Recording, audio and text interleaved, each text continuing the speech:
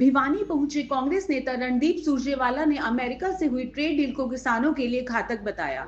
साथ ही केंद्रीय बजट को धनाढ्य लोगों के लिए बताया और कहा कि भाजपा सरकार ने हरियाणा को कर्ज में डुबोकर कंगाल कर दिया है।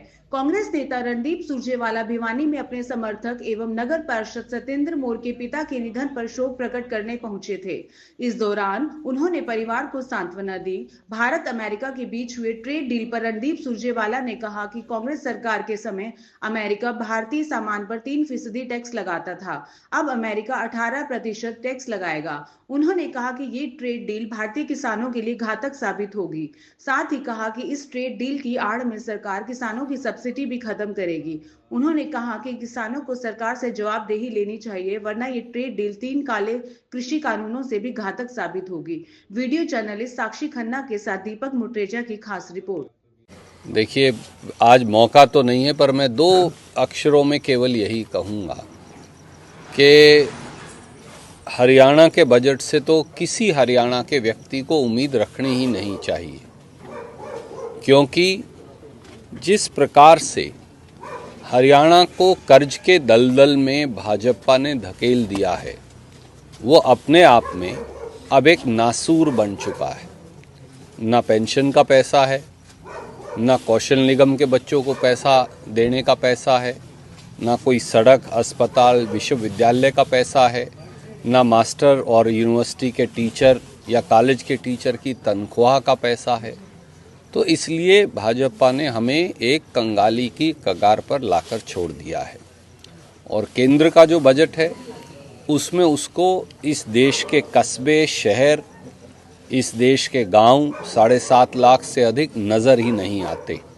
सामाजिक कल्याण की बात हो, अनुसूचित जाति पिछड़े वर्गों के भलाई की बात हो, किसान वर्ग के, छोटे छोटे दुकानदार के, छोटे छोटे उद्यमी के, उसकी भलाई की बात हो, ऐसा लगता है ये बजट चंद मुट्ठी भर धनाढ्य सेठों के लिए है, इस देश के लोगों के लिए नहीं। सर, नई ट्रेड डील हुई है, उसको लेकर काफी हंगामा मच रहा है। बीजेपी कह रही है कि 25 से 18% जो है वो टैक्स अमेरिका ने कर दिया। आदरणीय मित्र, पहले टैक्स था 3% जब डॉक्टर मनमोहन सिंह प्रधानमंत्री थे। अब ये हो गया कि अगर भारत अमेरिका को सामान बेचेगा तो टैक्स लगेगा 18%, 3% की बजाय, और अमेरिका भारत को बेचेगा तो टैक्स लगेगा 0%। अब आप मुझे बताओ, मेरी जेब के सारे पैसे ले लो, फिर मुझे ही कहो ताली बजाओ। ये ट्रेड डील किसके हक में है? और अब विदेश का मक्का, सोयाबीन, कपास, इस पूरे दक्षिणी हरियाणा में तो ये बहुत महत्वपूर्ण है, और उसके साथ साथ सारे फल, सेब, सब्जी, अखरोट, बादाम, पिस्ता और अन्य क्या क्या चीज़ें आएंगी, क्या दूध के पाउडर का, और उसके साथ साथ जो पनीर, चीज़, इन सारे अगर उत्पादों का आयात भी अगर हिंदुस्तान में हुआ तो हमारा किसान किस दोराहे जाएगा और कहाँ खड़ा होगा। और एक और बात, उस समझौते के बिंदु 6 में ये भी लिख दिया कि जो नॉन टैरिफ ट्रेड बैरियर हैं उन्हें हटाएंगे। वो क्या होते हैं? कई बार अंग्रेजी पढ़ने से पल्ले नहीं पड़ती बात। नॉन टैरिफ ट्रेड बैरियर किसान को दी जाने वाली थोड़ी सी सब्सिडी है जो हमें मिलती है।